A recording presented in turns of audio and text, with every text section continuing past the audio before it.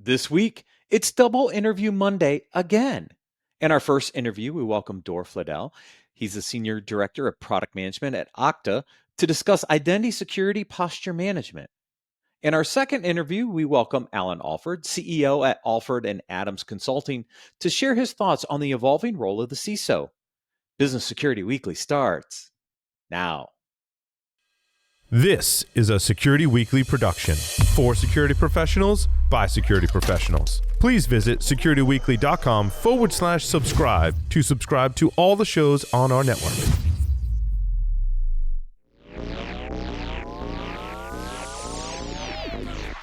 It's the show where we explore the business of security to improve the security of business. Your trusted source for actionable insights on leadership, communication, and innovation. Get ready for Business Security Weekly. Do your end users always, and I mean always without exception, work on company-owned devices and IT-approved apps?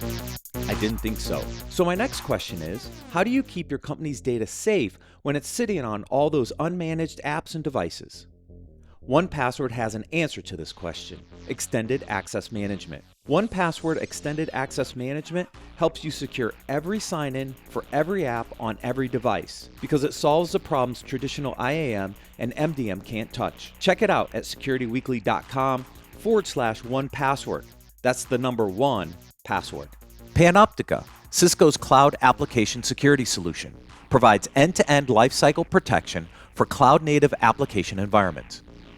It empowers organizations to safeguard their APIs, serverless functions, containers, and Kubernetes environments.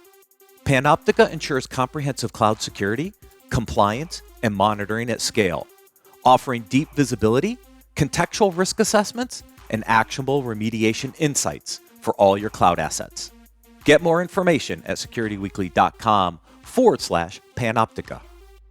Let's talk about something that's becoming increasingly important for enterprise companies worldwide: cyber risk management. Traditionally, cyber risk has been managed manually in silos, separate from the business's core operations. The future is about getting real-time risk insights benchmarked against your industry peers through automation. And CyberSaint's CyberStrong platform is leading the charge.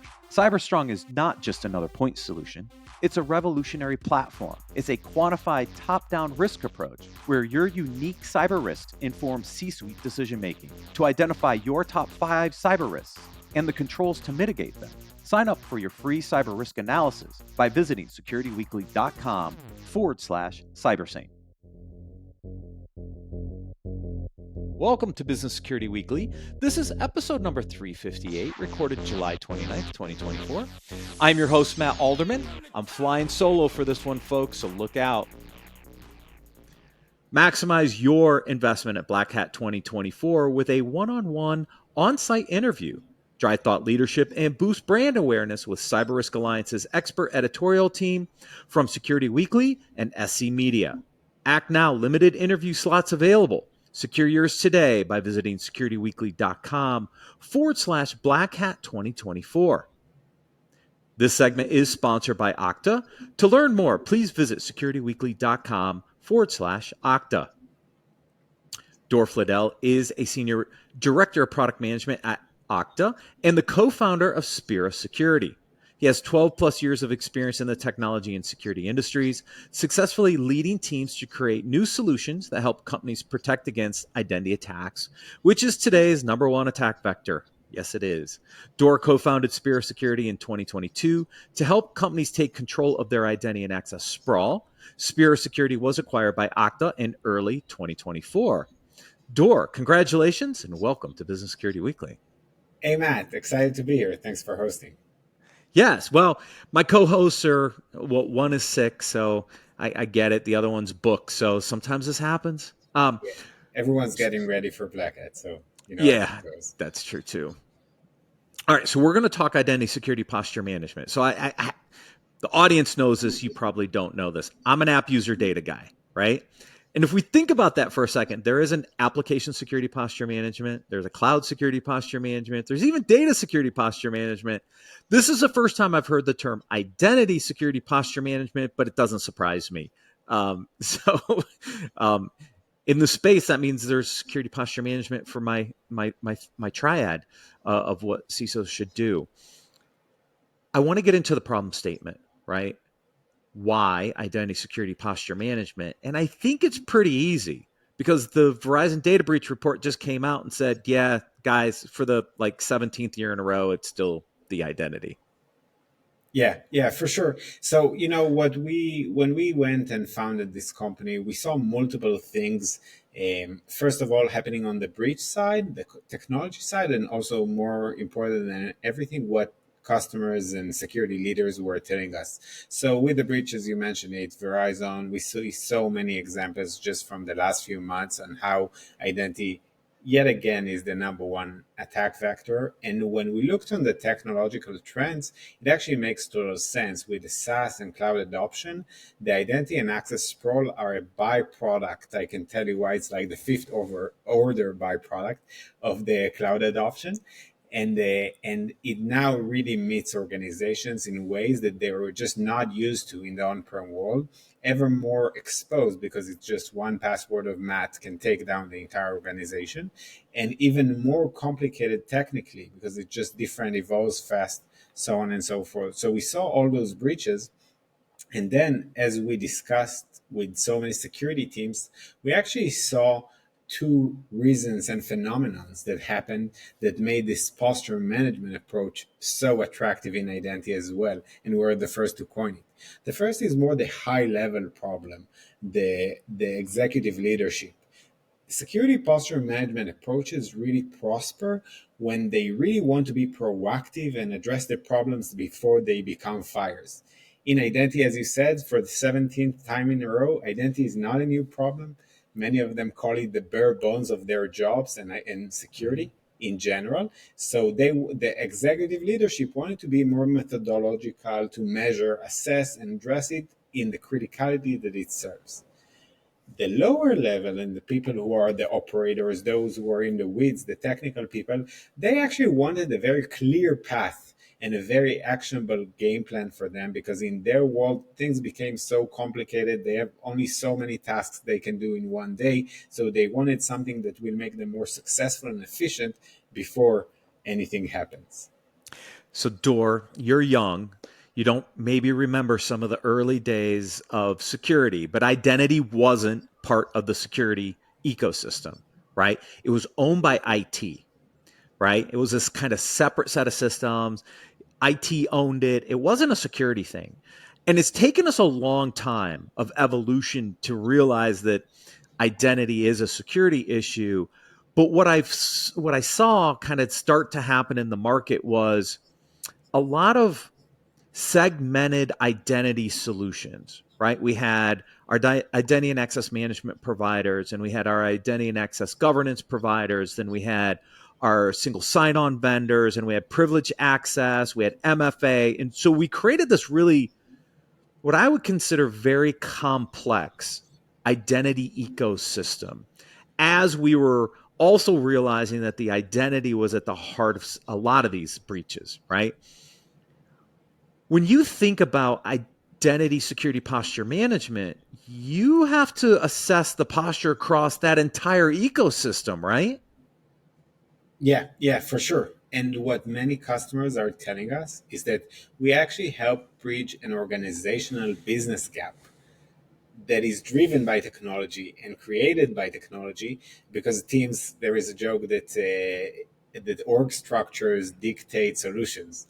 So here we saw it more than anything, and definitely what teams are really telling us is that they're lacking the data, the synthesized data to stitch the gaps, because the only way, just as an example from yesterday, actually with a customer that we showed them, as an MFA bypass into Salesforce. From the Okta side, technically everything looks great. From the Salesforce admin side, technically everything looks great because there is a shared trust between them. But if you do the end-to-end mapping and correlation of events, you actually understand that 50% of the tenant doesn't go through MFA. And that's what is actually helping our customers understand the complexity of their environment and take a very meaningful path forward. Yeah, this is interesting, right? Because I think you would see a lot of combinations of these. See, we struggle with asset management, right? Identity is an asset. Now, we talk about asset management in the context of hardware and software, but it's people, it's their identities, it's machine identities, right? So identities have sprawled. So if we're still struggling with the basic hardware software inventory, right, which we are as an industry, identity inventory and understanding what you have has to be just as messed up, right? Yeah, yeah. And so it sounds like as part of the solution, one of the first things you're trying to do is actually get your arms around identity inventory. Correct, correct. So the you're actually spot on. And we when we started the company, we showed security leaders three different modules: the inventory piece, a posture analysis piece, and real-time threat detection post-breach Mhm. piece. And one of the things that really stood out in the discussion is that to create either one of the three, we need a robust inventory of what happens. And then actually with the customer, and we do have it, by the way, in the product, we have an access graph that shows customers say within 1 second they actually understand what's going on. I would say that many customers said that inventory, where identity is slightly different than asset management, the so what of identity is slightly more um, actionable of the so what of assets. So they actually, the inventory is slightly less valuable in the identity space, but it's the foundation and the back end of everything we're doing. Yeah. Yeah, because you have to understand what assets are tied to which applications, Yeah. cloud environments, suppliers, et cetera. Because again, there's a lot of sensitive data sitting in these cloud-based applications, all these third-party systems. And if you don't understand that correlation, like how are you ever going to get your arms around understanding whether that credential and that identity is actually one, who it's supposed to be, number two, authenticating correctly, and right? I mean, it just Yeah. spirals, I think, pretty quickly. For sure. And some of our customers said that one of the biggest things that was hard for them in the past was actually normalizing the data. So while it sounds trivial to answer over your Okta and Azure Active Directory, which are very common in the modern enterprise, who doesn't have MFA is a more technical question than one might expect. And this inventory of who has what as a foundation is definitely things that they said, otherwise I need to dig through spreadsheets in the enterprise. You need to dump into a spreadsheet, dig through it to make sense out of all the data. And it just goes beyond what a simple 2-click query can do today without dedicated tooling. Right. All right. So let's go to the other side of this coin, right? And maybe just before you go forward, Matt, maybe I want to actually talk back about how identity evolved for 1 second. One of the things you're actually spot on again. So one of the things that we saw as we founded the company is that identity originally was really IT focused, more about configurations, help desk, adding, removing JML, validations of those kinds of stuff. And in reality, now security teams became major stakeholders, and Mm-hmm. they needed some way to accomplish their ways. And I have a very good CISO friend who told me in every organization that I come for, it's the same thing. Identity is under IT. I understand it's my top attack vector, and I need the ownership there to make a meaningful change. So I take the team, I instill new processes, new standards, and then 2, 3 years later, we're just in a much better position. So definitely meets what you just said. Oh yeah. I mean, I've been in this industry for 20, almost 28 years now. So I've seen it evolve, right? And we forgot about identity for the longest time. And the way we did it, Dor, was we just kind of bolted on these single sign-on Gotchas on multi-factor touches. authentication pieces around your primary identity provider. But as we've continued to move and accelerate into the cloud, which I knew was going to happen, like a lot of us knew it was going to happen, it only made the problem worse, and we didn't have a consolidated way to address identity. So that leads into my other side of the coin, is because with a security posture management system, sometimes there's a couple components. There's the static component, like how is it configured, right? Having worked a lot on the application side of the house and in cloud native application protection, there's a static component. How is it configured? Is it configured correctly, right? The misconfiguration side. But then there's the real-time monitoring side of this is how it was configured, but this is how it's actually running in production, right? Because they don't always match, right? From an identity security posture management perspective, are you looking at both the static and the real time, and how are you correlating that? Because to me, that's like the nirvana state, is to look at how is it configured, but how is it running, and how do you identify those gaps and fix them quickly? Yeah, for sure. So what you just said is what many security leaders asked us. They said, "I fundamentally want to know three questions: who can do what, who did what, and what are the biggest gaps and risks that I need to do tomorrow." And those three components are actually a really dependent on each other. I'll give you an example. There is a difference in if I'll tell you, "Hey Matt, you have 50 Snowflake admins." That's static analysis of configurations. And you then, Matt, the security analyst, goes, scratches his head and thinks, is 50 good enough? Is it bad? Is it more or less? However, when you shift the discussion to be both configurations and activity based and the correlations of the two, the discussion becomes, hey, Matt, you have 50, you have 20 over provisioned Snowflake admins out of the 50 that you have, because we looked in logs, we looked in activity patterns, we looked in additional threat intelligence items that we scrape off the internet, and those make the next step of the security analyst a very meaningful, because they now don't need to ask for more evidence. They can go and address the problems, because whenever you start collecting evidence and add more friction to the business in the points that don't really build the trust and value for them, that's where you actually lose the ROI of every investment you're making. Yeah, you said my favorite words, time to value. Right? Like this stuff can be hard. And if you can't get the data into the system to analyze, time to value gets hard, which means you probably have a lot of out of the box connectors in the solution that pulls this data so that you can bring it all together, analyze it, kind of do the analysis and identify where these gaps are. Exactly. Yeah. And you've got to support a lot of connectors. Also done this for a while because you got to support all the identity products, I think, right? All your identity providers, your IAMs, your MFAs, your SSO providers. Even though Okta has those capabilities, you have to support what the client has, I would assume. That and a ton of probably custom applications on top of that. Yeah. So I actually we're seeing something pretty interesting with customers really about this note.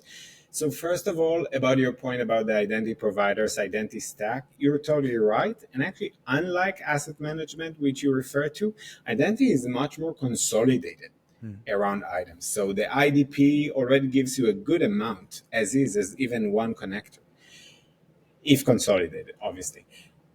The next thing is about the applications and connectors there. We actually saw a bit of a different trend in the market with our customers. What we saw is that ROI and time to value is really a very big differentiator here.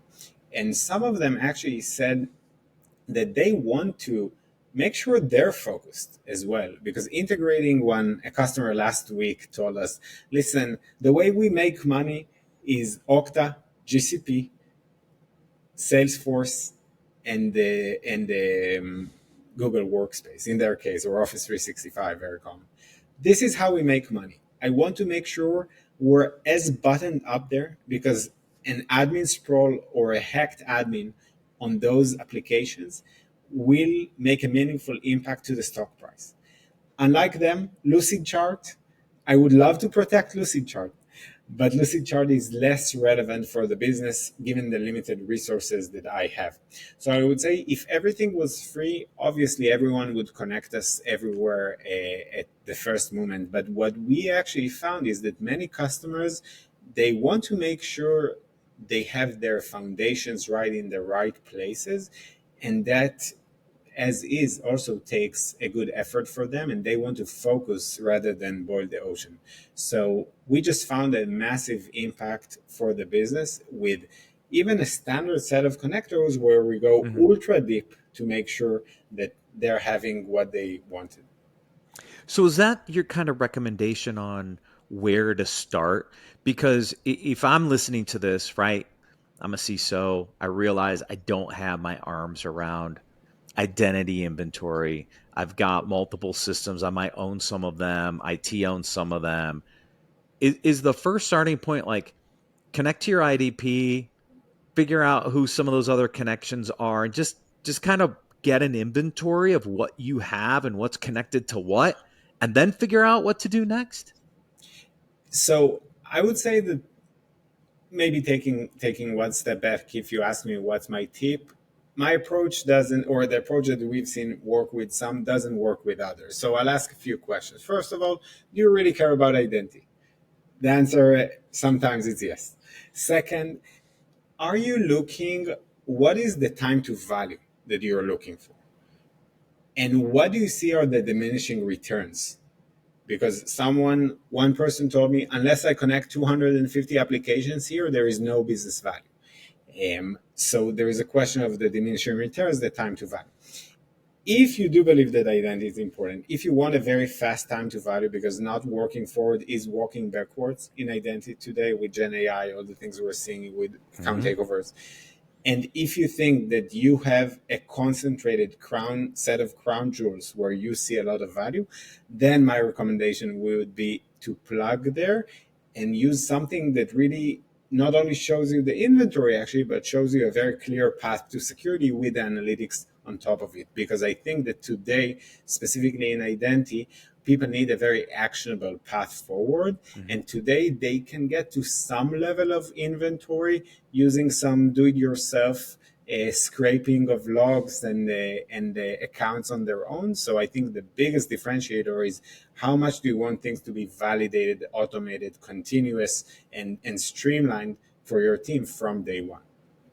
Now, what if they don't care about identity, right? They should, though, right? Like, but I mean, is there a different approach then?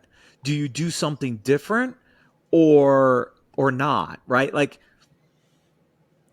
how do we educate the market on the importance of identity from a security perspective? Because if we were more proactive around identity security, I think we'd have fewer breaches, or at least fewer of the identities leading to these breaches, right? Like, so as an industry, we're not there, Dor. So I'm just curious, like, if they're not interested in identity, like, how do we prove this out to them? Is there a way to do that? Yeah. So I would share from my conversations that 99% of the security leaders are already convinced. What they were missing for years, which is also why we founded the company, is a clear path that's catered towards security teams. Like they wanted something that maximizes Hmm. their ROI, their oversight, their time to value of investment in their own time. Because I think that today more than ever, security teams have 10 fires they can go and attend, and the question is what brings the most bang for their time. And that's how in our conversations very fast it went from let's educate you on identity and how important it is to what specifically exactly is our approach, how can we help you tomorrow morning. And that really resonated with a lot of security leaders. And Spera, now part of Okta, Identity Security Posture Management, is one way to do it. There are additional tools that try to do the same thing, and that's a very pragmatic approach that is rising in the last few years because of the abundance of breaches and the complexity and confusion in the security society. Yeah, so let's talk about the Aqua or Okta component. I was going to say acquisition, but and then I mixed the two words. But does this sit on the customer identity side, on the workforce identity side, both sides? Like, is this kind of a shared capability regardless of the Okta portfolio?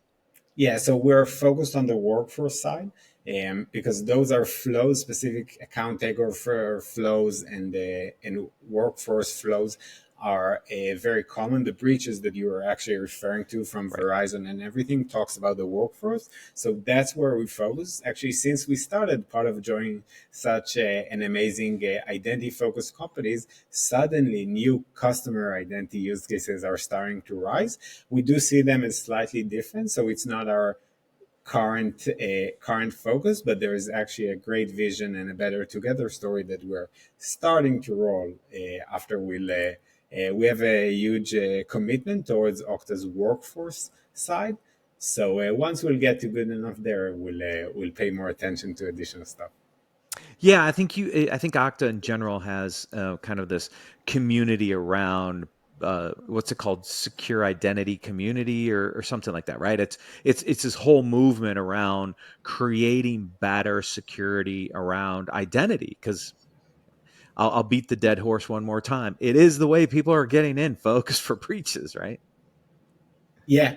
And I was, as a person who's new to the org, I was highly impressed by how Okta has taken a very proactive approach in naming, and it's actually a very big part of the internal conversations. Like, regardless if it's the existing standard, regardless if it's how we set it in the past, regardless of what's our, let's say, solution and our small piece of the universe, we have a very big responsibility in instilling standards that are, first of all, secure by default, by the way they act, which is very, very different than how things usually run in security, to be honest. And also, not only secure by default, we actually go an extra step and go and validate above and beyond for the customers. So, for example, even our acquisition, one of the things that it starts doing, as I said earlier, you actually, as Okta, you can claim, also Okta as a vendor, that everything is okay. But unless you walk the walk and go and validate things as they are, you don't want to create a false sense of security with our customers. And that's the extra step that Okta is taking to become the trusted identity partner. So use the capabilities internally to make sure everything looks okay. So you know that clients are secure on the other side, and then they can obviously extend it beyond the Okta ecosystem with the rest of their providers to make sure that entire ecosystem is secure as well. Yeah, yeah. And I can share one of the additional things that I liked about our DNA that worked as a startup that worked well. We went above and beyond for our customers. Once you're starting a relationship, the relationship and partnership is a big part of it. Now I also see it as part of Okta, that Okta is taking a very proactive approach, let alone on identity, which is, as you said, very fragmented and very siloed, and also in general with other partnership and great things that they're doing internally with other security, internally and externally with other security vendors to actually create, I see it as a guild of security leadership that actually creates a better standard for our community as a whole. Yeah, I love the community aspect. It's a foundational element to this podcast and all the podcasts on the Security Weekly network. But the ability to bring in others to create a broader community and ecosystem to secure identity across all these systems, I think is important because look, it's going to take a long time to get to a single vendor solution in this space. And I don't ever know that we actually get there, by the way. Yeah, I'm not yeah, proposing that, but we've seen some consolidation, but there's still a lot of complexity in identity. yeah. And everyone who has on-prem has some level of Active Directory and will have for the at least my foreseeable future.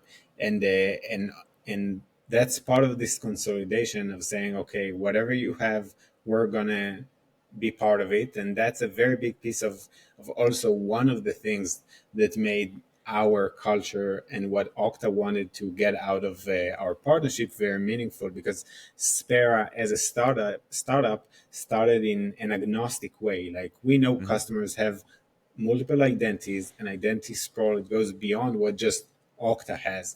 So if you want to address the lion's share of the problems, you actually have to go and be as neutral, as agnostic as possible. And that's part of our foundation, the way we work.